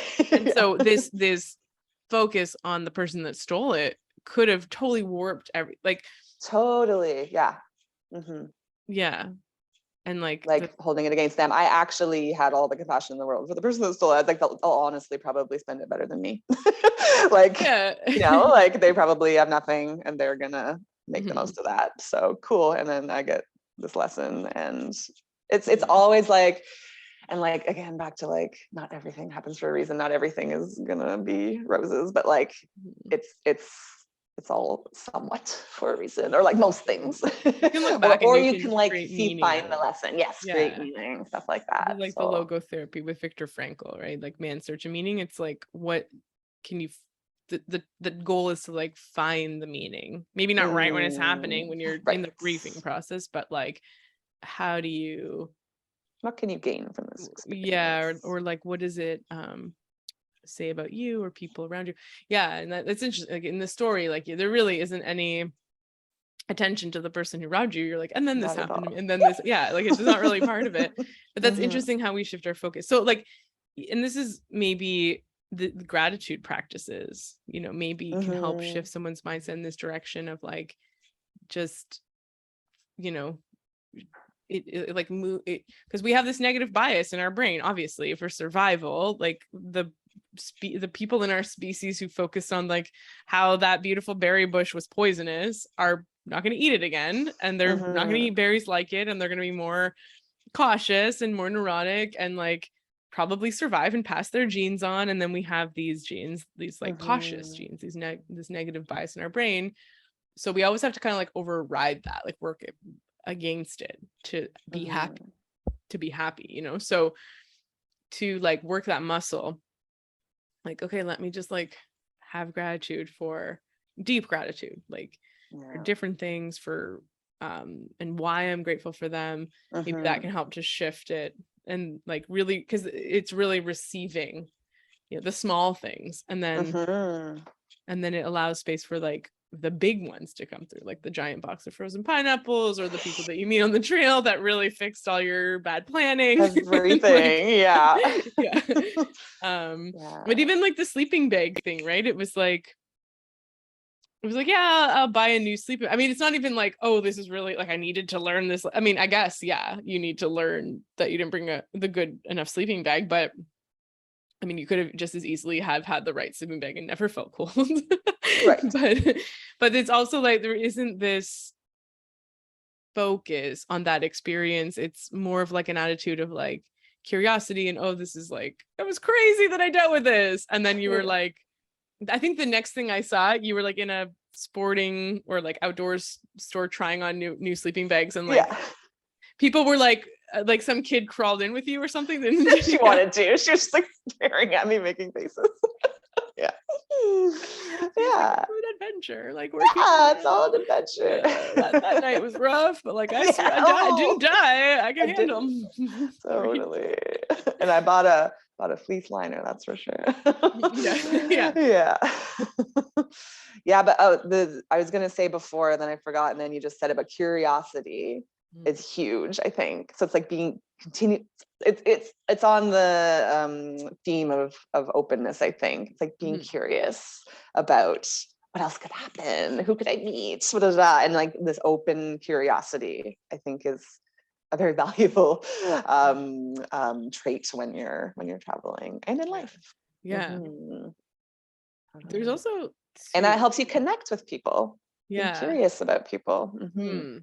Yeah, like this other person's a mystery, but like an exciting mystery. Everything is an adventure. Yeah.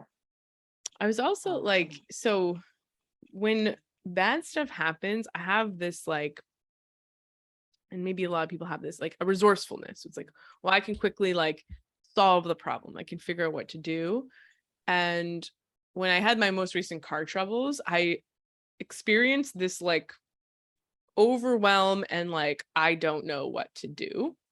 And that's not that's not usually, it wasn't like it was a serious situation, but it just was a situation that just, whatever it was, tipped my like ability to just like solve the problem and put me in this state where I was like basically like with a dead car with the window open and it starts raining, and so I'm like in my car like covering the window with a towel that luckily I had in my car, and just like crying and not knowing what the next steps were. And like part of me though in that moment was like, well, just linger here, just sit here a little bit, you know, like just in the space of I don't know what to do, because there's things that like, do I call a tow, I have no one to, who do I call? And it was like there was something about, like you said the word surrender already. There was something, a little bit of that, like just breathe here in the space of despair or like uncertainty, or like I ultimately have to make the next move, but for now, let me just sit here. And then I ended up calling my brother, and he came, and then it was like just so much generosity and like love for my brother and his and my sister-in-law, and like, and she was like a billion months pregnant, and then the neighbor came, and it was just, and then he helped me the next day, and it was like, oh, like, yeah, something about that, like, I guess, is that maybe that was receptivity as well, like this, just like, I'm not the one in control anymore. Like, sounds like it. yeah, there was something there of like, but it took like a very like, it was triggering enough that I was like kind of like paralyzed for a bit. Yeah. And I was like, okay, well, just like feel into this paralysis, right? Because when we're paralyzed, we want to fight out, we want to force our way out of it, right? Especially if you're like someone who likes control. So like, okay, just sit here paralyzed with your towel, like it's raining, like, okay, here's the temporary solution, and what next, instead of the like what next and brainstorming, like just sit here in the I don't know what to do. And then sometimes that's when stuff comes in, and maybe that's because that's not like a big focus of your story, like you don't talk much about that, but there probably was a moment where you're just like yeah, I guess definitely. I gotta go. Yeah. You know, yeah, like the 4 hours at the bus station, it was like what do I do, like how do I even, like, I don't speak enough Spanish, like what do I do? You're just like, there, I don't even think they had people. like the phones there, like I couldn't even call my mom, I couldn't do anything. So it was like definitely stuck in that mode. So you're there, and so you're like, okay, in that paralysis, like ultimately you made a move, you're like, okay, I'll go to the border. You know.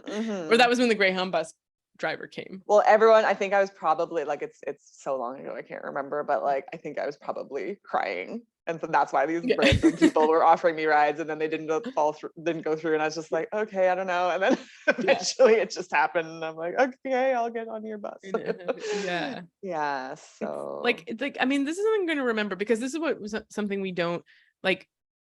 I can see myself in your situation. I'm sitting there and I'm like crying, and people are kind of like coming up to me because I'm crying. Like I've had these experiences in Colombia and other places in South America. I don't exactly remember, but I remember like exactly what was happening. But I remember just kind of being like, I'm lost. I'm confused. I don't know where to go, what to do. And you're just there crying, and people will come up and be friendly, but then they have to do their thing. Like, you know, not everyone's here to, like, not everyone's the people in your story, right? That's why the people in your story are in your story. But but there is this kind of like a focus on that, a focus on how the people who aren't helping, whereas but just sort of sitting, like what I'm getting a sense of is like, okay, well, sit in this space, like total uncertainty, nothing's emerging. It's like a real rock bottom, right? Like nothing's really emerging, nothing's here, so I'm just here. And then something happens 4 hours later, 6 hours later, 28 days later, like whatever, you know, and that's when then the bus driver, then you it gives you opportunity to receive. But in that, like, you're, you know, rather than frantic, like going into the mind, just like something will happen, like I'll get out of this. It might be me that has a ping of an idea to make a move, or it might be, and I might not feel, I might be like, oh, maybe I'll go here and like still be stressed, but it might be somebody that comes and helps me, but some, you know, there'll be movement, like it'll be okay, like this sort of, and here, while I'm here in this bus station, it's all chaos and like I feel terrible, but I'm breathing. A lot, like traveling can do that too, where you really like go to the more fundamental things that are okay. You're like, well, I'm breathing. I'm not injured. I have a fever, but I'm okay. That reminded me, so because it's a more recent example too, so I can actually remember what happened with, no, what were you saying? It was something about the cold night, the hypothermic night. So it was like, I was like pretty concerned. Like I wasn't crying or anything, but I was like, there's like a possibility I could die here. I wanted to Google like what temperature will you go hypothermic, but I couldn't because I had no reception. So so I just had to like think about that. But there was like this knowing, like I didn't cry or I didn't get super upset because I just knew like it'll work. Something will happen if it comes down to me inviting someone into my tent, if it comes down to me finding the ranger's office and being like, do you have a hat? You know, like something. And like there's always options. And then again, going back to like, of course, there's not always does everything work out. But like let's assume the best, because it can't hurt. It can only make you anxious to assume the worst. So like just assume the best and be like, it's gonna work out. So just keep, and then as I lied there, I was like, oh, I should put my microfiber towel on me. And literally, so like an hour after I was in the tent, I started shivering. I was like, that's not good. Like I've got like 10 hours to go. Like this is bad. And so then I was like, I put the microfiber towel on and I don't know why, but it was like magic. I stopped shivering. I was like, oh my God, okay. So that's good. I was still freezing, but I wasn't shivering. And then it was like, oh, I should put like the hammock on me. Okay. And then the tarp, you know, like everything. So it was just like ideas would come in, but you're right. I just had to like sit there in the panic and like let the ideas come. Yeah. So it's like, it's going to be okay. It's going to be okay. Let those come in and receive from myself. Receive ideas. Like, what is that ultimately, right? These pings of like, okay, put that micro, like, because it's not like, well, there's a difference, right? Like crying and like being really like distraught and triggered. Like I was like, but then there's some layer of like that you're still there's still a layer of calm, I guess, or like a baseline of like, well, I'm here. Like part of me is witnessing. Maybe this is meditation, like that we've dealt through meditation. So if you're listening to this and you're like, what the heck are you guys talking about? Do meditation. Yeah. There's a bit of a being able to watch it. So you see yourself crying, you see yourself in this like despair, but then you're like, oh, but on another level, I know that like before I die of hypothermia, or before I die sitting in this car forever because I'll never get out, is like there's like various things I could do. The problem is I'm kind of don't have a really good option, and so I'm kind of like there. So just like sit in the no option space, and then okay, the microfiber, the tarp, and then if that didn't work, then someone or the ranger, or there's like like this clarity emerges. So like you can still feel terrible and you can still cry and you can still but you're not doing anything out of like panic or reaction or scarcity or like there's like a level-headedness. It's like, okay, well, okay, that I'm gonna survive. I'm not comfortable. Yes. At least definitely not. I am not shivering. And and then it becomes something that you put behind. Then it becomes a story, right? That now it's just a story I have to tell. Like I'm not there anymore. But to tell the tale. It's like when we're in the like, and there's no like, also when you have bad things happen to you, like it's never like, I'm never gonna do that again. I'm never gonna go camping again. That was terrible. It's always like, oh, okay, like I got a better sleeping bag, you know, like whereas I do have like lots of friends, patients, people that I talk who have those kinds of like, oh, you know what? I went and I did this thing and it felt horrible and I don't want to do it again. And I don't know what spurns that. It's like, but I think what you're talking about, this like ability to just kind of like, I don't really want to be freezing cold in the tent ever again. So I'm going to do things to prevent it. But it wasn't because I camped, like, and I am open to discomfort too. Like, there'll be different types of discomfort, but that's again, like kind of an inevitability in life, right? To be okay with it. And then to have resources like yourself, your own intuition, and then the compassion of humans. It's like, okay, well, I have these resources that like will help me, and I'll get through it. There's something about that. Like we can get through hardship with like, oh wow, that's so great that I can get through that. And we can also get through things with like, I never want that to happen again. I'm never gonna. Right. And there are some things you're never going to want to do again. And that's fair. Yeah. But yes, for the most part, it's like, can you learn from it and like make it a better experience? Not throw the baby out with the bathwater. Yeah. But also like to feel, I guess, what am I trying to say?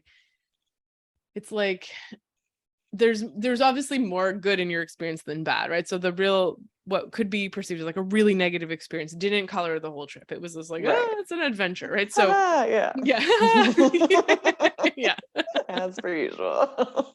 Yeah, it's like another like, okay, like that was my thing for the trip. But it, like because of maybe the way you dealt with it, but which is also built on all these other like layers of resources and this trust in yourself and in people and your capacity, that it's like, okay, like, yeah, that sucked, but I got through it, and not gonna have any hands, I'm gonna get the right sleeping bag, and the rest of my trip was so magical that like I don't know if I'm articulating it properly.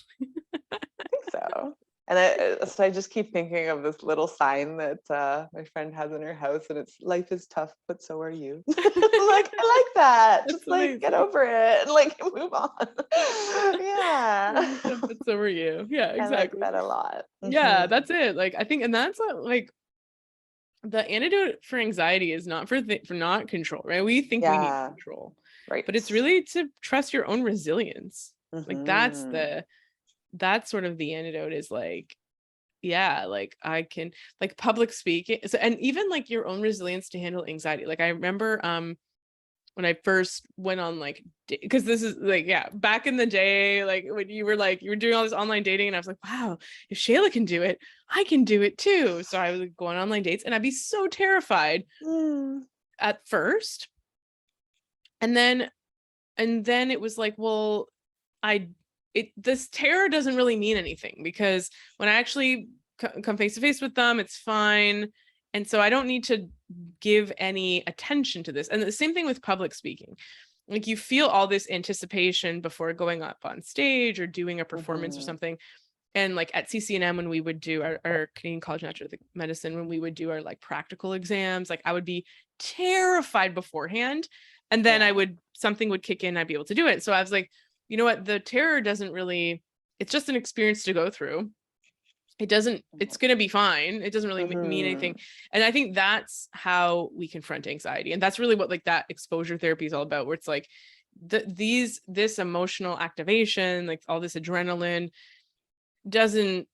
you don't need to let it you don't need to avoid the thing that is triggering it, because it'll be fine. The answer is not these emotions aren't saying avoid it because it's an exam. Like your body thinks there's like a dangerous situation, like a tiger. Your mind can remind you that it's not, and that you'll get through those feelings, and those feelings will go away eventually, and then you won't be scared as much. You might feel kind of like a little bit of anticipation, but it won't be this like terror deer in the headlights feeling. And so being able to like deal with the adrenaline is part of it.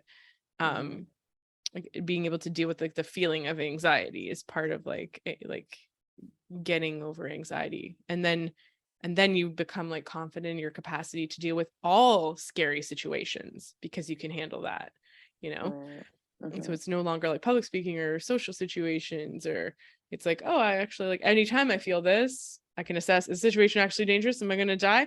No? Okay. I guess it'll be okay. Yeah. Life is tough. And so are you. Yeah.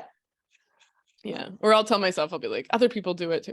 Like I remember when I was learning how to drive when I was a teenager, and I'd be like, how are all these people driving?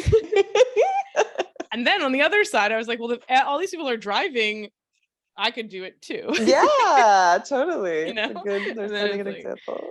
okay, like they must have just gone through this fear that I'm going Right. through, and it's, And look or, how many people did it. yeah, and they all did it, so I could do it too. Yeah.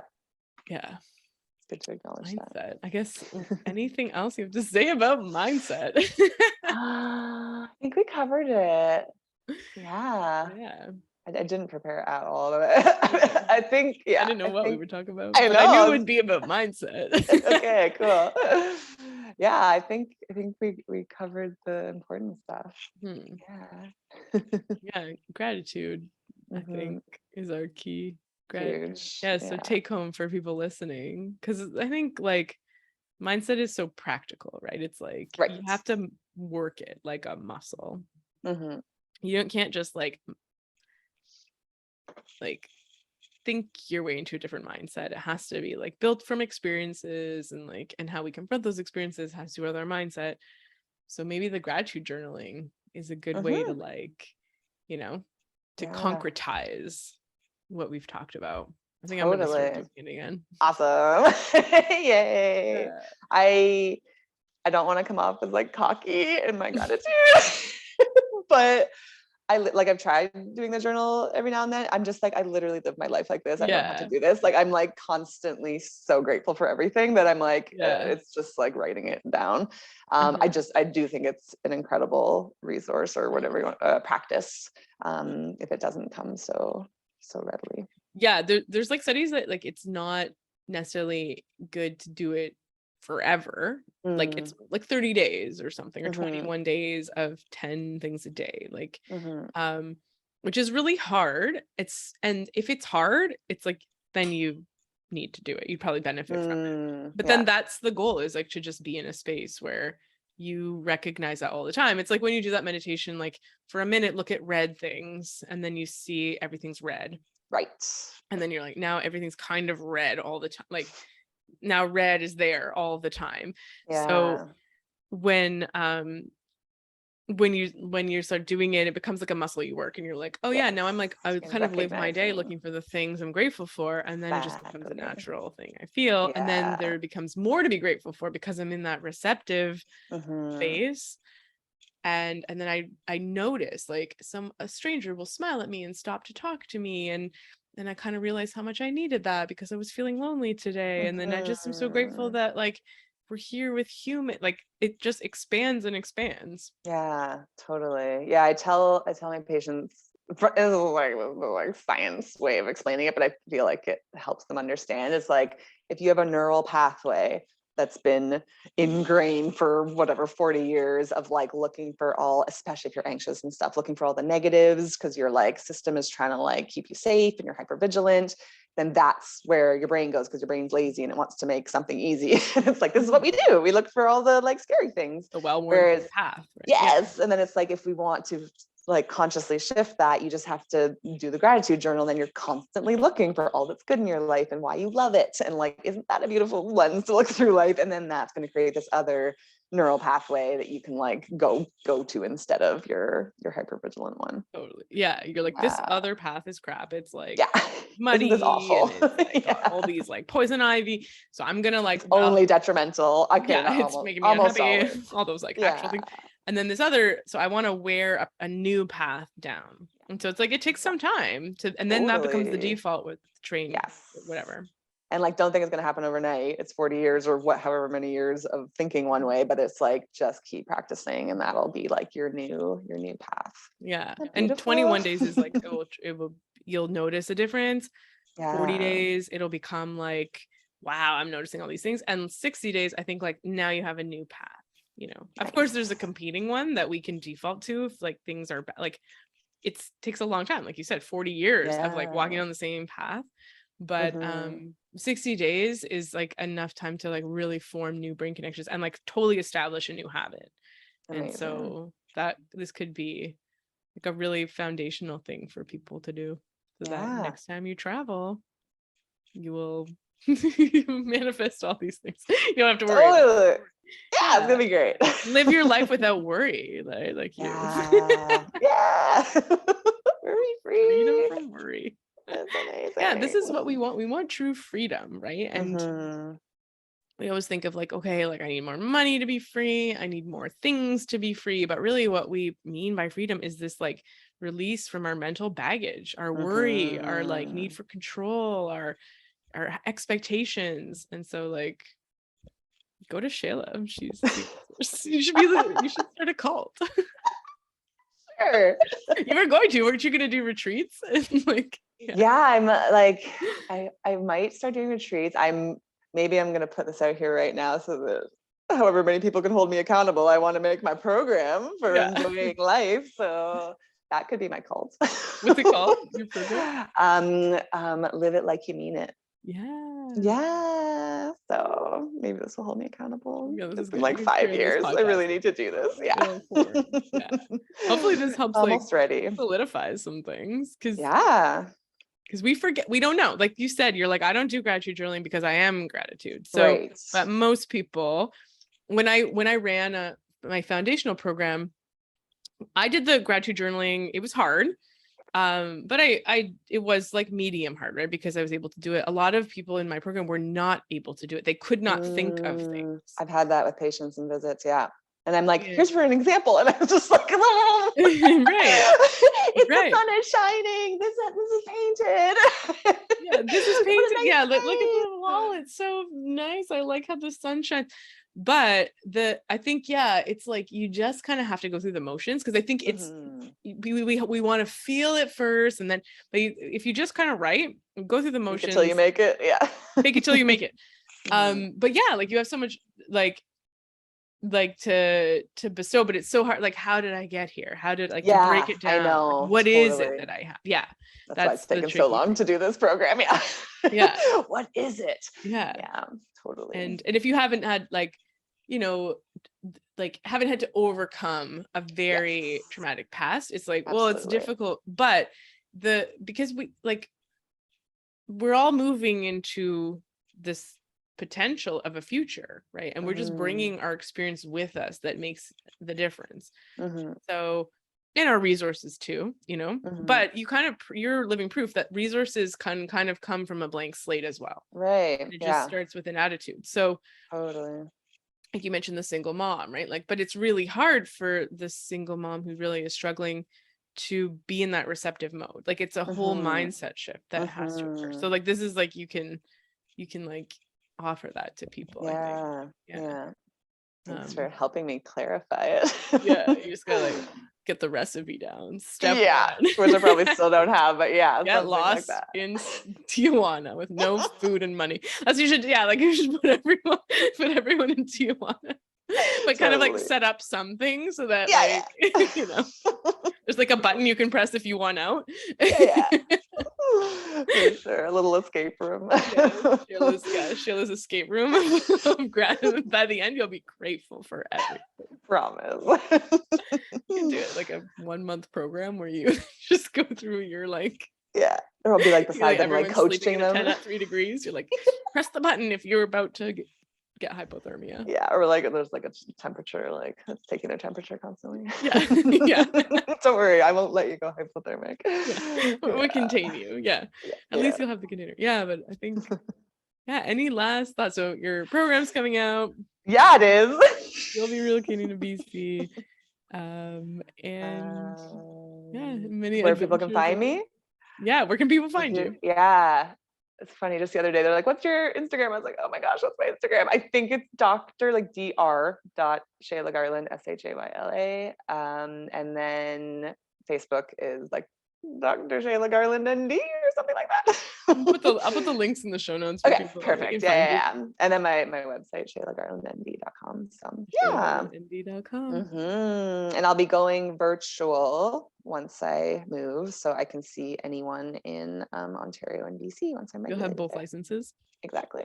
Amazing. Okay. Yeah. So you'll be able to practice in Ontario BC and continue care with everyone that you see in Ontario. Yeah, totally. So there's that. So I'm happy I don't lose all my and you get the wonderful patients. wild and expansive scope of BC. Yes. Which terrifies me actually. Yeah. So different from here. But yeah, I will slowly learn it. Yeah, it's good. You'll be rocking it. All right, Shayla. It was so good talking to you. You too. That was great. Yeah. Amazing. Awesome. Have a good one.